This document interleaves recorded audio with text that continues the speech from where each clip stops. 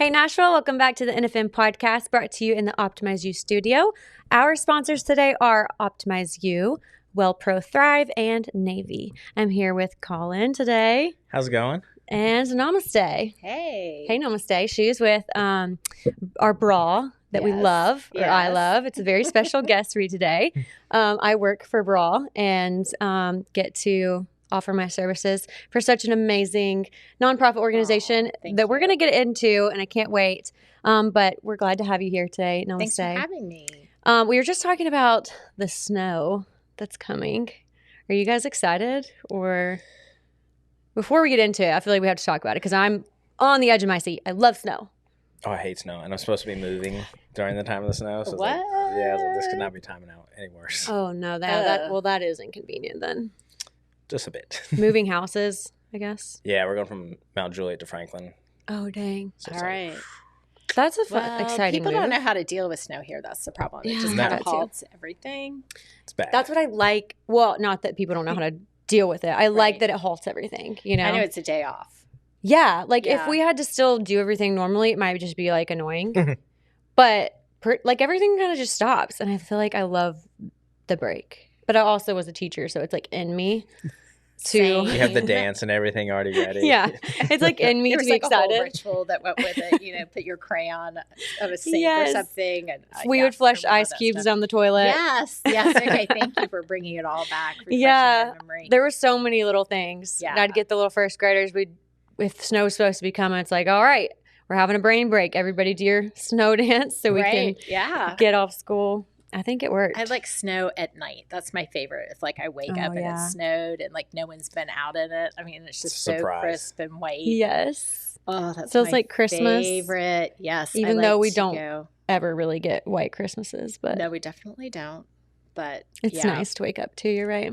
That's the best. I love it when nobody's been in it yet. Yeah, it's so crisp and white. Yeah. So beautiful. Well, I'm excited. We'll see how much we get. Someone said 14 inches. which What? Nashville loses mine. I was That about to will be say, it. You guys will be How snowed could under we- for weeks. I'm traveling, so I'm going to miss it. Oh, but, yeah. Where are you going to be? Tell everybody. Paris. This is for Going- vacation? It's my mother's 80th birthday, so my sister and I are taking her for What? a week. So we're That's excited. awesome. Oh my goodness. That'd be so big fun. milestone birthday. Yeah, that is. And I love Mhm. that. She's going to Paris for her 80th. That'll be so fun. Yeah. Can't wait to hear all about that. Yeah, it'll be good. Okay, we're going to get into our quality questions that we still haven't made a name for this, but that's what I'm going to be calling it for the foreseeable future. Okay. Quality questions. So grab a question, and then we will read our prompts, and everybody's will respond to them. I'll go first. Okay. Mine says, would you rather talk to animals or understand every language? Oh my goodness, that's a really hard one. Oh, I mean, would you rather talk to animals or understand? I mean, to be able to talk to animals would be so cool, but understand every language, like, that would be so valuable in so many ways. I think I have to choose every language. That was going to be my choice too. Yeah, Yeah. I think I I have think it to. would just be so noisy if you could understand all animals. Think of all the Mm. animals. So it would be like The bug that zips in your all ear. of it, right? Like just go stand outside like a dog, the bird, the this, the, you know. I'm like, Yeah. That's true. I didn't think of that. Turn off, you know, when you were listening to. Plus, If you could do that, that would be nice. I think that would just be so cool to talk to different people from different places and just kind of Mm-hmm. get to know people because that's such a barrier. The Yes. language can be such a barrier. There is such a barrier. That would be so valuable to be able to Yeah. speak So or understand any language. I'm going to go with languages of humans. Yeah. Same. Mm-hmm. Yeah, I can't really top that answer. That was good. Right. Yeah. Like, My nailed it. reason for Sorry, I went long. no, you That was didn't. great, We always, this is the highlight of the whole podcast. There you go. We always spend too much time on these questions. Yeah, I was thinking I didn't think about that with the animals. That's a good point. But I was thinking it might change things, like in your relationship with your dogs. Oh my Like, gosh. Find out It they might- really don't like you. Yeah, Right? like- That's what I was thinking. That would be devastating, actually, because I have a dog and that's my baby. You know what I mean? yeah, And I'm like it might be disappointing. Like, what it if? might really be it- disappointing. yeah. Yeah. Okay. Like it might lose some specialness. Yeah. If we could talk to them like humans. I don't know. So okay, All the dogs listening are screaming right now in frustration. yeah. right? Yeah. Yeah. That's funny. What'd you say? Would you rather be famous or have unlimited free snacks? Mm, Free snacks. Yeah, free snacks. I don't want to be famous. Famous, you could get sponsored free snacks. That's You true. You could. get both. But do you would want to be famous? Yeah, I would take That's that. that's the question. Like, I was like, I don't want to be famous. I wouldn't want to be just in the spotlight all the time. And I don't think I could control myself around free snacks all day. yeah, that's Famous true. would be fine. Famous would be different. Yeah, okay, famous. I can understand it. It's just I don't know if I would want to be famous or not. You know, there's be pros or cons to it. So I think the privacy for me is the thing. Like, I'm a public person. I mean, like, I really enjoy people and interacting, but I like my down, quiet time. And I just think that's harder to do when you're famous. Yeah, Like, I know. I don't know. for sure. You have people that can pay to keep the other people away, I guess, if you're really True. famous. Yeah, my snacks are expensive. Like I eat get all my the time. snacks from Sprouts, and that place takes all my money. Like I don't shop for clothes very often or anything like that. Like Sprouts takes my money. So to be able to get that stuff for free, That would be. that'd be good. Yeah. What's your question, Collin? Would you rather be the best at one thing or pretty good at everything? The best at one thing. Really? Yeah, for sure. Being average at everything's kind of meh. That's how I am. That is me. Yeah, I am. I feel like I'm balanced. I'm decent at a lot of things. There's not one thing that I don't know. Maybe not. Well, I like think having go ahead. I like having my thing. I mean, that's like bodybuilding. Like that's my one niche that I go into, and it's like good at that. Yeah. Oh, I'm on the fence. I don't know. I can't make a decision one or the other. I Yeah. think it's too hard. That's really hard for me too. I like how I am though, so I like It's how basically I am too. famous I for know free it's- snacks and another question. yeah. I guess. Yeah. I guess. Yeah, that one is a Well, hard fame one. would probably come with it if you were really exceptional at the one thing. See? Which is probably why you chose that answer. Yeah. Which is probably why I'm being like, Yeah. I don't know. That's very It is interesting. interesting because it depends on what that one thing is. Like if you think big or if you think like, Yeah, if you're good at like shoe tying or something. I don't know. Yeah. Like I do will think- other people know that I'm really good at it? Or Yeah. I I don't guess know. like the crowd I'm trying that you're to think in of would like be. you would have to pick the one thing, right? So I'm like, what would be my one thing I'd want to be the expert at? I do think a lot of small things can be under an umbrella of one big thing. It might not be obvious, Right. but like you're good at a lot of things Right. that are really because of like one thing you are good at, like a characteristic about Sure. you or something. Right. So, yeah, that one's an interesting question. Yeah. Maybe we'll come back to it. Maybe we'll come back to it. I'm still thinking on it. I'm thinking of examples of humans that are like really good at one thing. Yeah. And it's funny because now I'm just thinking how fame accompanies that. So Yeah. I'm like, oh, Yeah. Our answers all make sense. of course they do. I like that little Yeah. affirmation right off the bat. Yes. Mhm. Okay, Namaste. So good. Tell our listeners why you're here and what BRAW is and what you do. Sure, I'd love to. So, BRAW is an acronym that we use for our nonprofit that myself and two other women founded in 2021. It's called Breast Cancer Recovery in Action. And we are a nonprofit, first off, a community for anybody who's ever heard the words you have breast cancer. So, we work with people that are just finding out they've been diagnosed, they're in treatment, they just finished treatment, they're 5 years out, or like myself, they're 27 years out. I was diagnosed with breast cancer when I was 28 years old. And because of some of my experiences going through that, it led me to stay really active in the survivorship community. And that led me to different jobs, that led me to just being really active in the breast cancer community, and had the opportunity to meet my two other co-founders. We were all working in that field when COVID happened and everything shut down, as it should, except people were still getting diagnosed with breast cancer. And all of us have been used to being able to refer people to programs and resources to help support them. during that time, and that wasn't a possibility. So one of us, and I honestly don't remember which one of us, made the suggestion of, I wonder if we could start a nonprofit that would take the best of the organizations that we've worked with and the experiences that we've had as survivors and create our own nonprofit. And that's what we did. So it really came out of our personal experience of trying to make what we wish we had had or what we did have that was good. And so that is a community, because we know how isolating it can be to have that diagnosis. And that something kind of magical happens when you talk with somebody else who's been there, done that. It's really hard to quantify. But the way we do that is by programming. And our programming focuses on exercise, nutrition, and emotional wellness. And so we try to meet people where they are, where you are in your cancer journey, and also physically where you are. So all of it is meant to be tailored to meet the person where they're at. Yeah. So I think so many good things in the world come out of one person's experience and seeing like a need within their experience. Absolutely. Like you and your co-founders experiencing this. Yeah.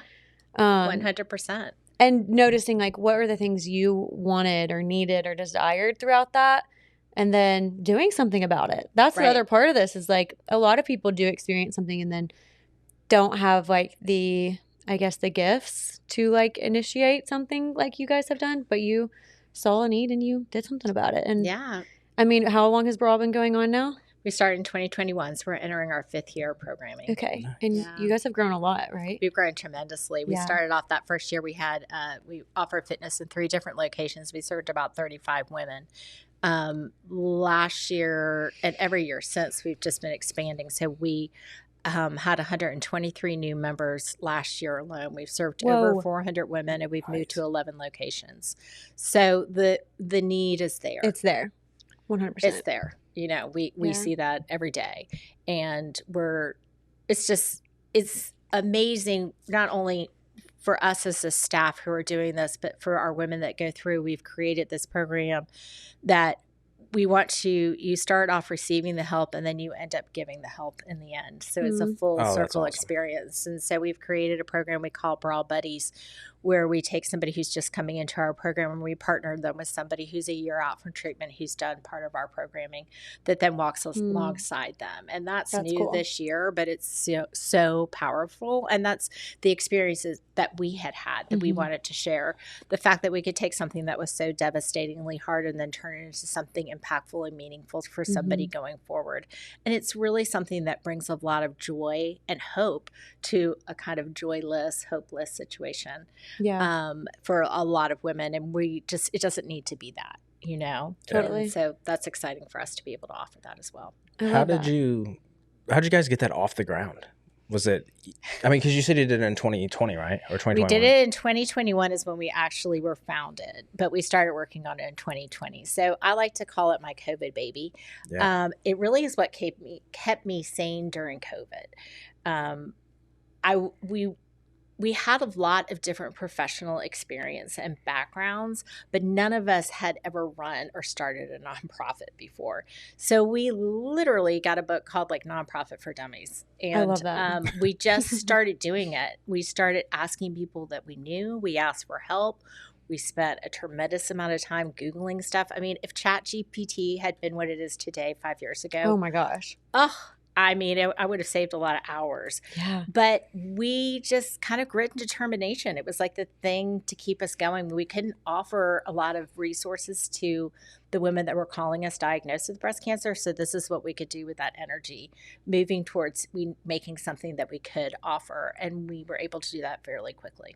How'd you guys get the word out to where people could find it? It's slow at first, and that's part of the growth, issue.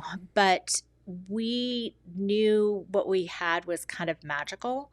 And we were very lucky in the very beginning to have some strong relationships that we brought with us from our past experience with physicians in the area. And that was really, I mean, that's where we get a lot of our referrals from. So they were very, very generous and kind to us and helpful and making more connections with us. So it's the people who, you know, we knew these original physicians, and then they introduced us to other people who introduced us to other people. And really, most of our people come through word of mouth. It's our members who refer new members. And so that took a little while. We needed to be patient, but we also really believe in what we're doing. So we've been trying to go slow. We'd rather move slowly and be careful and really intentional and lay the foundation because, I mean, our big dreams are anybody who has breast cancer anywhere in the world who wants to be part of BRA can. Yeah. And I don't think that's an unreasonable goal. No. I mean, seeing the way we grow and the way that we're trying to do this, I think that is really possible.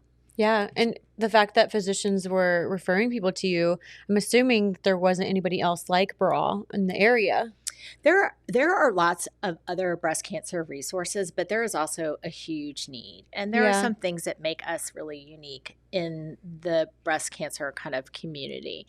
You know, one of those, as I keep stressing, is that community aspect. A lot of programs are one-on-one. And that, while that is lovely, there's a magic sauce to being in a space with other people. Yeah. So our fitness, our nutrition, our emotional wellness are all things that we offer in a group setting. And we really stand by that model because we just know even if you're working out side by side with somebody, there is an understanding there that doesn't exist when you're not with another breast cancer survivor. And you can laugh about things and be wildly inappropriate. And there's a lot of boob jokes. And there's those conversations are just invaluable in the healing process. I can imagine too, because I feel like if you are trying to be lighthearted or like see the positive and make like playful, I guess, the things that you can out of it, you're able to do that and you feel safe doing that with someone who you know has gone through the same thing as you. I think that playfulness can be there, and inappropriate humor might not be but humor nonetheless. Right. And then I would say the other thing, and this really happens in our emotional wellness groups, is I tell women all the time that you might have a fantastic support group. You know, you might have family that's amazing. You might have friends that show up for you all the time. Oftentimes, you feel responsible for their well-being. Women often report, I know I felt this way. I felt guilty. I mean, I was diagnosed with breast cancer close to 2 years into my marriage. So newlywed, 28 years old. And I felt so responsible, and I felt bad about the fact that I had cancer. And I was scared about a lot of things. I was scared about a reoccurrence. I was scared about, would I be able to have children? Was I going to live? You know, all these things. I didn't want to burden those people that I love with that conversation. I was worried about that. And being in a shared space with other breast cancer survivors, I'm not responsible for. I'm not responsible for, like, me saying that to you. You don't have to carry that for me. Yeah. But you can understand it with me. Totally. And that is so impactful. That is super, super helpful. And a really common time for women to do, especially in the emotional wellness component, is when they're done with their treatment. So they've rung the bell, they've done all their treatment. It's a really wild experience. When you get diagnosed with breast cancer, I like to say it's like getting thrown in the deep end of a pool. You're just treading water, trying to keep your head above water, right? There's so much information. You have to make these really incredibly significant decisions in a very short amount of time. And then you start doing those things that you've decided to do. And then at some point, it can be very all-consuming. Like that just becomes your main priority. You're just trying to do the thing that you have to do to stay alive. And it takes a lot of physical and emotional energy to do those things. And then you get done and you ring the bell and people have a party for you or whatever. And you're like, I'm done. Right. And everyone's like, now you're just going to go back to who you were. And a lot of women, including myself, that was the moment of real panic for me. Cause I was like, whoa. I don't know who I am anymore. I don't know how to go forward. Like I had been so active in all my treatments. All of a sudden I was like, I think I might have had cancer. Like that's when the mental piece kind of caught up to me. Yeah. And I like to say that's kind of when you feel like you get thrown off a cliff. And at that same exact moment is when most of the people that have been in your support network step back. Because they think, oh, you've done the stuff. Yeah. You're done. And for a lot of women, that's when you're like, whoa, now I got to do this. And most everyone I hear so frequently, women will say, I just want to go back to being normal. And I will have to say to them, like, you know what would be really weird is if you had this diagnosis and you did all your treatments and you were unaffected. Right. And you were the same person you were the day before you found out that you had cancer. Yeah. And it's the first time anybody said that to them. And they will be like, oh, you're right. I'm like, I know. Like this is part of the process of healing. It's like, normal. And so I say to women all the time, cancer will shape you, but it doesn't have to define you. Yeah. We are here to give you the tools and the resources to figure it out. Yeah. And one of the reasons why we have the word action in our name is because it requires something of you on your part.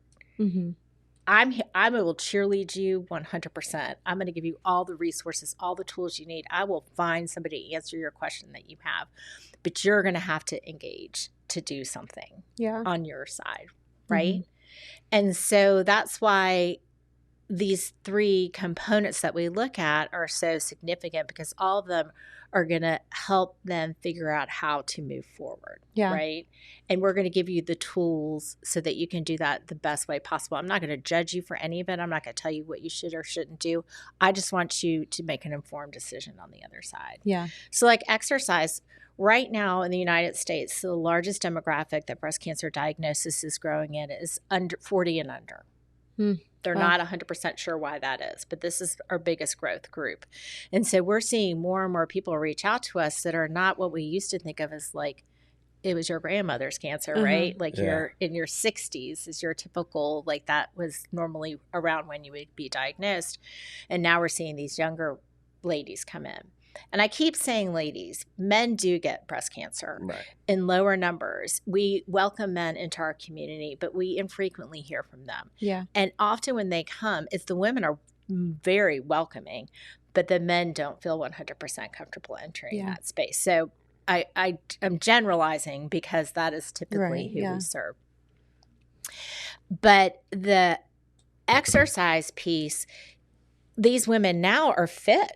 Right. So I've got marathoners and CrossFitters and I mean, I do have older women there. And Abby can speak to this because you lead one of those workouts. So there's a range of age and ability probably even within your group. Yeah. Right. Yeah, for sure. And, but what we want them to do is have a safe space to enter back into slowly and carefully with somebody who has the knowledge and the heart to work with somebody who's had that experience, right? Yeah. Like you have the skill set to modify to meet them where they're at. Yeah. And what we don't want them to do after finally getting back into a gym is re-injure themselves in some way. So you have to relearn your body. After a lot of these surgeries and after the treatments, which can have long-lasting effects on your, like actually on your bones, on your joints, on your mobility, all those different things. So every time we do this, what we're trying to do is connect people with the experts. Yeah. And another thing about breast cancer, it's not unlike so many cancers, and I don't mean to like one up in the cancer world, they're all significant, but it's not a one and done. For a lot of women, there is a continual, first off, a lot of treatments have long-term side effects. A lot of women are going to have to be on treatments for 5, 10, 15, or the rest of their life, right? And those treatments have side effects to them as well. And so the fitness is really important, and also staying current with the latest and the greatest. And for example, our nutrition class does that. So we have nutrition classes. There's 6 of them. They're offered as standalone classes. And so again, this is this concierge model that we've worked on. So people can attend when it works for them and know that if they don't hit it the first round, they'll hit it later, right? But each time one of those classes is offered, our registered dietitian nutritionist looks at the research to make sure it's the most up to date, because that stuff is constantly changing. Now, I'm a 27-year survivor what they told me 27 years ago, very different from what they told me to do today, Oh, yeah. right? I could make it my full-time job to try to stay on top of what is the latest and the greatest out there. We are meant to be a resource for people, a trusted resource, so you can come to us and know that we're giving you reliable, up-to-date information. Because I personally don't want to go, like, I want a professional to tell me what it is I should be doing, or what I should be putting in my body, or how I should be doing, taking care of myself. And so instead of you having to go figure that out, which is just getting harder and harder, right? Because the availability, access to the information, but how reliable and valid is that? I don't know, right? And so that's our job, is to go in and be like kind of the clearinghouse to provide really good information for you to use. Yeah, man, all that is so good. And I have so many thoughts just like working for Bra and hearing you talk. I'm already relating some things I've learned from the ladies that I'm with. Yeah, like, for wow, sure. they, totally need this, because it seems like everybody's kind of had this experience that you're talking about. I want to get into that a little more after we take a really quick break. At Optimize You, we believe that normal is not optimal. Whether you've been dabbling in hormones or this is your first time and you want to know where to get started, we make the hormone optimization process very simple. Simply get started with comprehensive labs, and our providers will take it from there with you to review where you are right now and where you want to be to ultimately help you achieve your health and performance-related goals. So from our expertise in hormones, peptides, all the way to recovery services, we want you feeling at your optimized best so that you ultimately feel better physically, mentally, and sexually. Just like hormones play a significant role in the overall optimization of your health, so do recovery services help your body on a cellular level. From our sensory lounge to our infrared sauna, full body red light, full body cryotherapy, cold plunge, we have a wide range of performance recovery services just for you.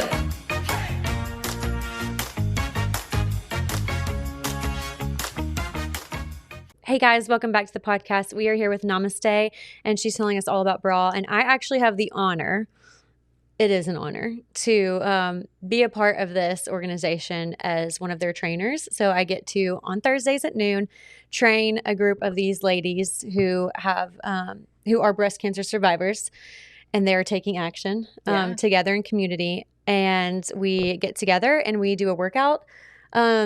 And so many things that you were sharing about your experience with breast cancer, and then like the recovery and the need for community. So much of that I have heard from these women and learned so much. Like, starting out with them, one of the things I quickly learned was a lot of people didn't even do fitness before this. They started because they were looking for community, and that has now gotten them into exercise and something that they're really proud of. Yeah.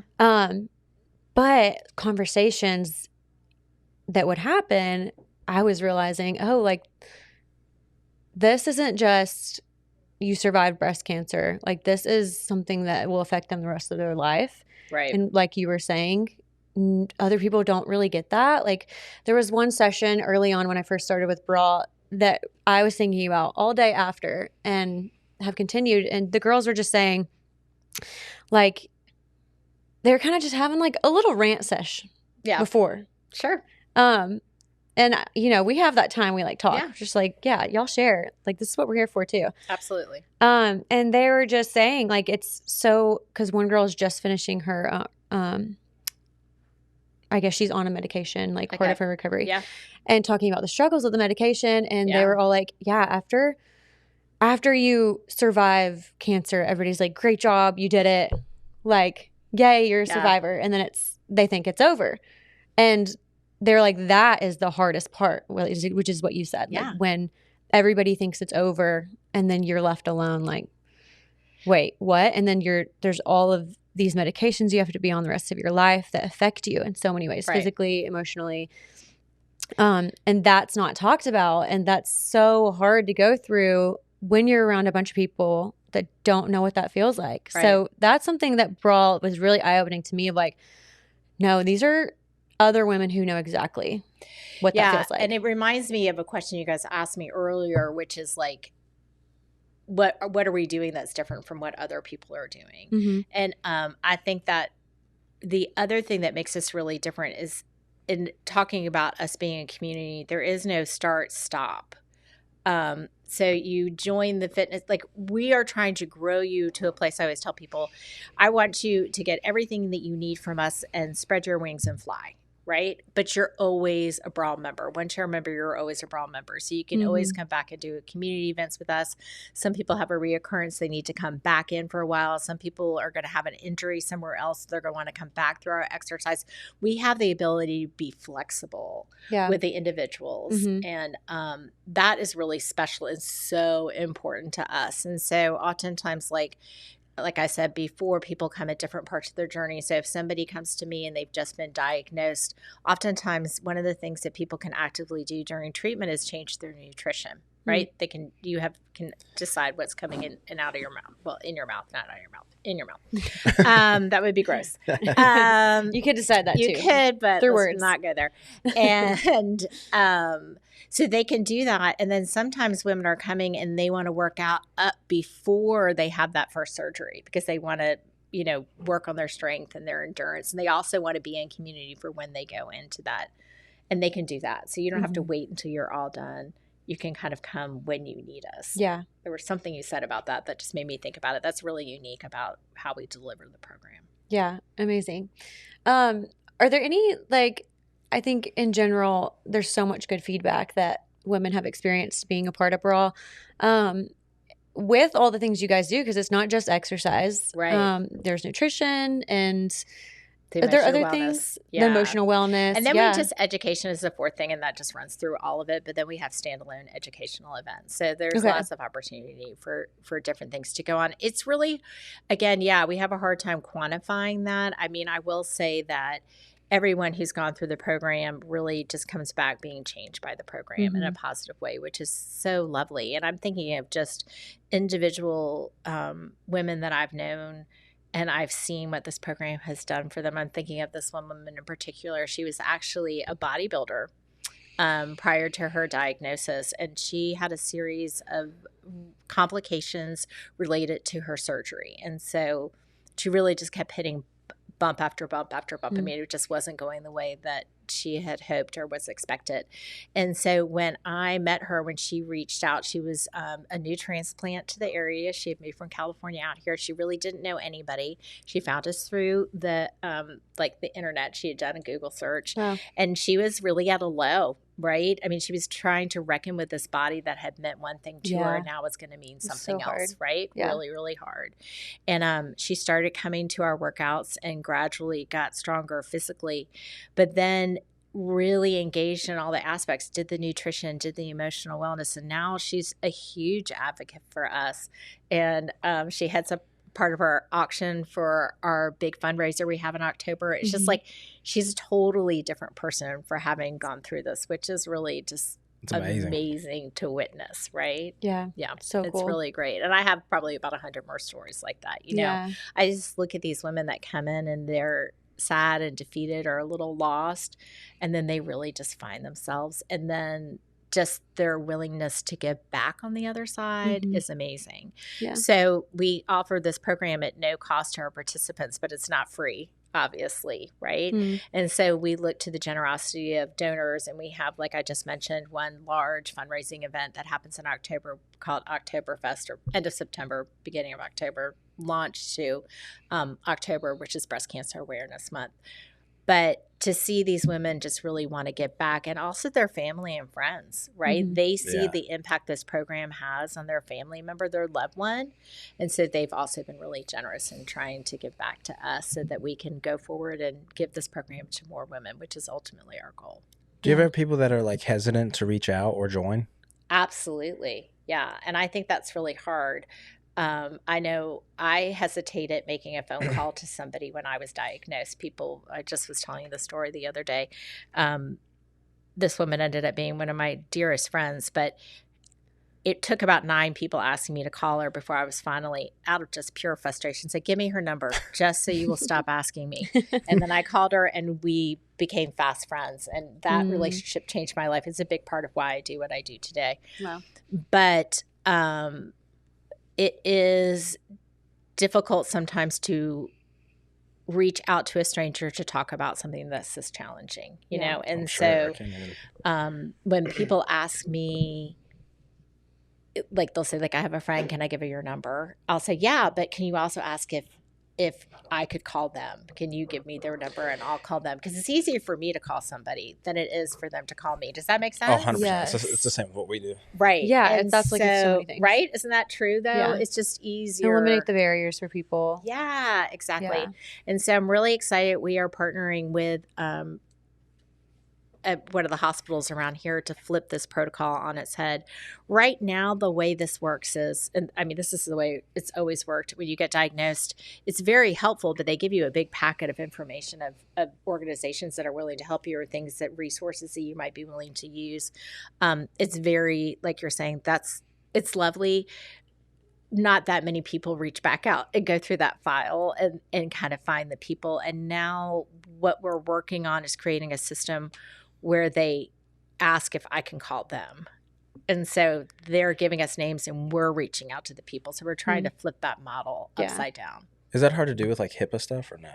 We're working around it, Okay, but well, no, I we was figured wondering. out a way to do it. Yeah. So we have to get their permission. Like, in other words, like the medical professional says to them, hey, here's this organization. We'd love to, if you're okay with it, give us permission to share your information with Brawl. And so we're working on getting that going, which is really exciting. Yeah, that's amazing. Yeah, which would be amazing. I think it would just be, it's so much easier. Like, it's an obstacle. It's an obstacle. It's hard. Oh. And when you're just in the middle at any point, really, it's just hard to make, it just takes a lot. So I always tell people when they call me or they reach out via email, I will say, pat yourself on the back. You've done something good today. You took care of yourself today. Doing this was hard. And I want to recognize that even if you do nothing else, just doing this, just reaching out, just saying, hey, I'm curious. I might be interested in this, zero commitment at that point. But I think that's huge. I'd love to recognize people for taking that first step. Totally. It's like, When you were 28 and you were told that you had breast cancer, I'm sure you went through a lot. And I also am sure you probably never pictured yourself here now.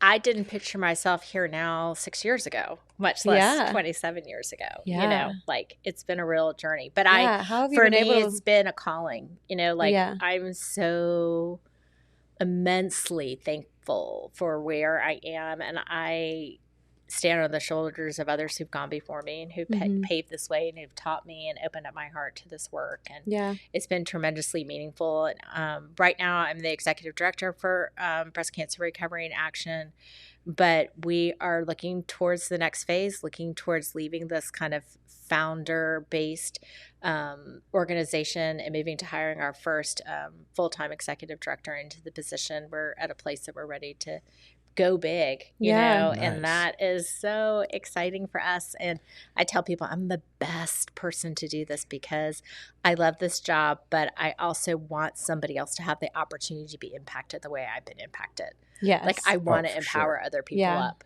Does that make sense? Yeah, totally. Which It's is been the future. such a gift. You Yeah. know, like, I've grown so much by being able to walk with other people and to offer these services. And I've learned so much along the way.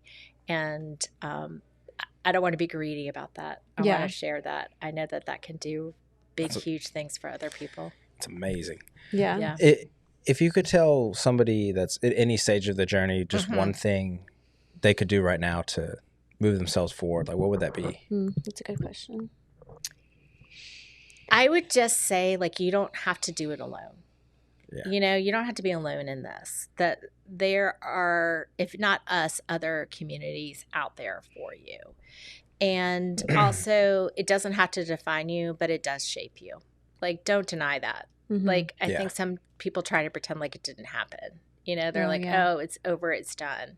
And I think that's a missed opportunity. I would agree. I think if you could be open to the possibility that there is something good that came out of this and reach for that, I think that's lovely. And no matter where you are in your journey, I think that's really significant. That's the thing that I think impacts people the most, is being open to the possibility of something good coming out of this. Do the next right thing. Yeah. You don't know what that is. I didn't know what that was, but I was open to, like, this is going to suck, but I'm going to do it, and I'm going to keep myself open to the possibility that something good is going to come out of this. And it did. And it did, yeah. And it did. Yeah. And I like to say, if nothing else, it gave me perspective. You know, I really got to like figure out what was meaningful to me at a very young age. And it gave me permission to take a lot of risk as I grew up. You know, I was just, I didn't feel like I had to do what everyone else was doing because I already didn't do that. Yeah. So, you know, like for me, that's an example of we took our kids out of school for middle school and homeschooled, and we traveled all over the world with them. Yeah. People thought I was crazy. And maybe I was a little bit, but I was also like, life is short. Yeah. And that's true for all of us. But having a cancer diagnosis can definitely bring that into focus, right? You can suddenly start to realize where your priorities are and where you want to spend your time and energy and what's really important. And that can be a tremendous gift. So again, look for the hidden gifts. Know that you don't have to do it alone. And, you know, look for the communities. They're out there. We're out here. You know, we're not just here in Middle Tennessee. A lot of what we do, we offer virtually. And so we serve women all over the United States. And so exercise is limited to, you know, locations, which we love. We don't have a brick and mortar. We go out into the community. We're really intentional about that. We want you to meet people that are near you so you can get that feel. Get that feel, right? If you want to meet up for a coffee or a drink or lunch or breakfast or whatever afterwards, you can do that because you're near each other. So that's really important. We try to go where the demand is so we can meet you where you're at. Wow. I love Brawl so much, and you inspire me so much.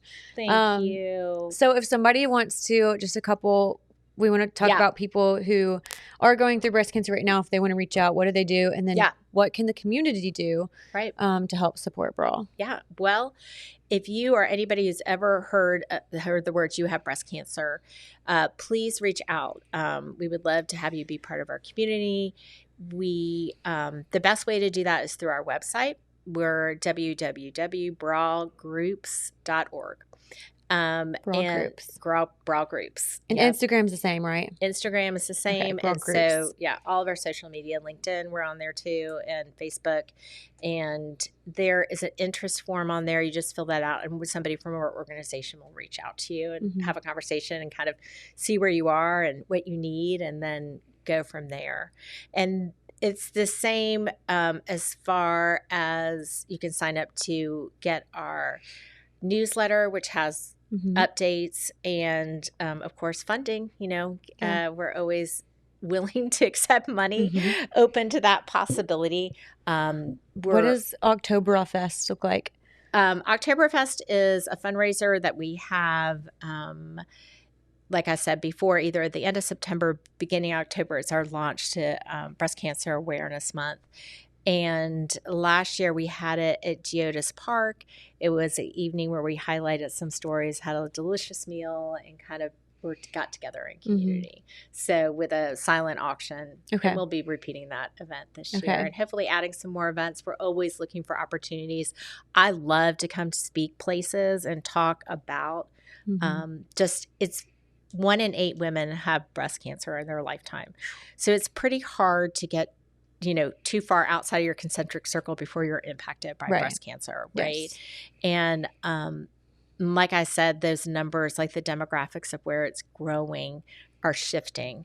And the other wonderful thing is like the life expectancy is also shifting. It's much, much longer. So that's why we're looking at these effects of survivorship is becoming more and more significant because people are living longer and longer and having fuller lives with breast cancer, but it also means the side effects and kind of ripple effects.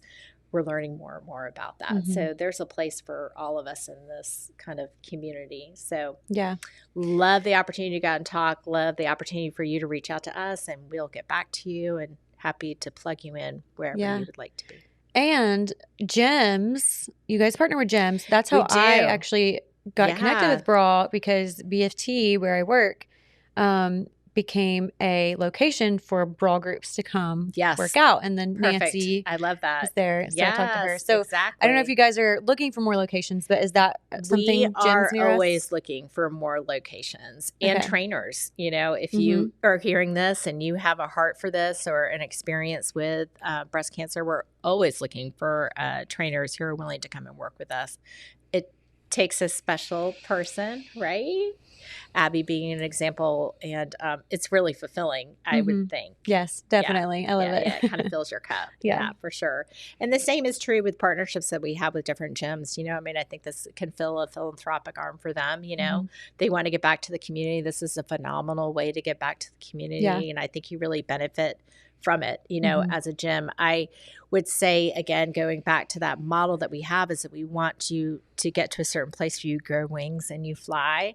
We'd really love to be at gyms where those people can then stay there, right? They feel comfortable, they know their way around, they have a community, and then they can filter from us into the gym there. It's been so cool. That's probably one of my favorite things about these last couple years of being a personal trainer, is seeing ladies from Brawl transfer into membership at BFT. And like Nancy just shared about her getting her 5-rep max on her deadlift, lifting more than her body weight. And we have other, right? It's so sick. That's so cool. Yeah. We have a few other women who have also that's really what we're going for. I mean, that's really what we want. And it's so cool. We really want them to be, we offer 2 times a week, like 60-minute workouts 2 times a week. And that's lovely. It's not enough. And so but we also want people to get comfortable and familiar. We want them to have the basic tools so that they can, kind of be in a welcoming environment where they can take the next steps and they can do more and more and more, Yeah. Feel capable. And totally. Yeah, confidence building. Absolutely. I love it all so much. Kind of the full package. That's what we're looking. I mean, that's the thing. It's so comprehensive that we're just so proud of, right? We meet people where they are when they need us, and then we're trying to provide a full circle experience, right? We don't want to drop people off in one end and just be like, okay, we're done. We want you to be able to keep growing and moving. Yeah. I love that. Yeah, amazing. All right, guys. I hope you guys enjoyed this episode as much as I did. Thank you, Namaste, for coming and sharing. Thanks so much for having me. I really, really appreciate it. Yeah, this is fantastic. Yeah. I will. I would love to. I'd love to. If you guys enjoyed this episode, please like, share, subscribe. On behalf of NFM and Spread the Positive, we really appreciate you listeners for tuning in, and we'll catch you guys on the next one.